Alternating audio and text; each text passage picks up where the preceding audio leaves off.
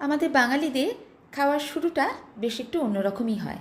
ভাতের প্রথম পাতে থাকে যদি একটু কাসুন্দি আর সঙ্গে থাকুক উচ্ছে ভাজা বা শাক ভাজা, কিংবা দুপুরবেলায় গল্প বই পড়ার সময় আম মাখা, জাম মাখা বা পেয়ারা মাখা, যাতে দিতেই হবে কাসুন্দি।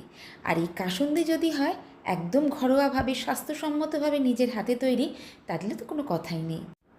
একবার বানিয়ে নিয়ে ফ্রিজে রেখে সংরক্ষণ করুন আর সারা বছর ধরে খান। আর রেসিপি জানার জন্য আমার পুরো ভিডিওটা অবশ্যই দেখে নিন। আমাদের বাঙালিদের খাওয়ার শুরুটা বেশ একটু অন্যরকমই হয়।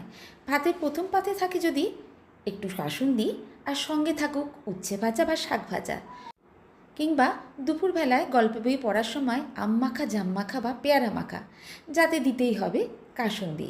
আর এই কাসুন্দি যদি হয় একদম ঘরোয়াভাবে, স্বাস্থ্যসম্মতভাবে নিজের হাতে তৈরি, তাহলে তো কোনো কথাই নেই।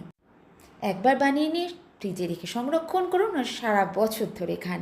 আর রেসিপি জানার জন্য আমার পুরো ভিডিওটা অবশ্যই দেখে নিন।